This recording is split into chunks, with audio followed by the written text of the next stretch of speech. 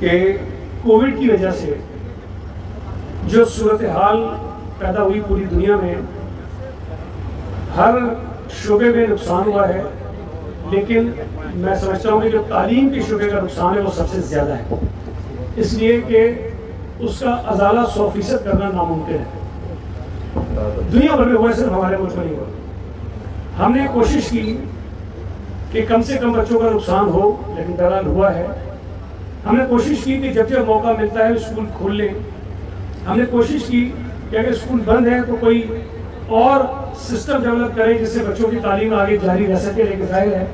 کہ صوبے میں بہت سارے ایسے علاقے ہیں جہاں انٹرنیٹ کا ایشو ہے، لوگوں کے پاس وہ گیجٹس نہیں ہیں جس کے لیے آن لائن کلاسز کو لے سکیں، لوڈ شیڈنگ ہے،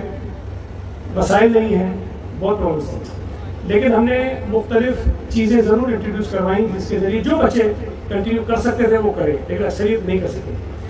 اچھا، جو پروموشن ہم نے کیے بچوں کے، دیکھیں پہلی، دوسری، تیسری جماعت جو ہے ان کی ویسے بھی ہمیشہ ہر سال اسسمنٹ ہوتی ہے، اور اسسمنٹ کی بنیاد پر ان کو پروموٹ کر دیا جاتا ہے اسکولوں میں، اور 8ویں جماعت تک پھر ایگزام جو ہے وہ اسکول خود ہی لیتے ہیں۔ پچھلے سال چونکہ وہ بالکل ایگزامس کے ایام سارے نکل گئے کووڈ میں، تو طے ہوا کہ بچوں کو پروموٹ کر دیا ہم نے، لیکن اس مرتبہ مشکل یہ تھی کہ ہم 2 سال کنٹینیوسلی بچوں کو بغیر ایگزام کے پروموٹ نہیں کر سکتے تھے، اسپیشلی بڑی کلاس کے بچوں کو۔ اس لیے یہ طے کیا تھا کہ اس مرتبہ ہم امتحان لیں گے، اور جو پھر بیچ میں کووڈ کی تھرڈ ویو آ گئی، اسکول بند ہو گئے، تو ہم نے اسکول چونکہ کور سے کے لیے کھلے تھے تو ہم نے سلیبس کو کنڈینس کیا، کم کیا۔ ہم نے جو بچوں کے پیپرز ہوتے تھے ان پیپرز کو کم کیا اور صرف الیکٹیو سبجیکٹس پہ آ گیا، اور ہم نے اس ایگزامینیشن کے پیپر کا جو فارمیٹ ہے اس کو چینج کیا، اور ہم نے ایم سی کیوز جو ہے وہ زیادہ کر دیے، شارٹ آنسر زیادہ کر دیے، اور جو لانگ آنسر تھے اس کو کم کر دیا، جو پیپر کا دورانیہ تھا وہ کم کر دیا۔ تو بہت ساری چیزیں ہم نے کی، اور یہ بھی ہم نے کیا کہ کوئی بھی بچہ جو 9ویں 10ویں 11ویں اور 12ویں کے ایگزام دے گا الیکٹیو سبجیکٹس میں،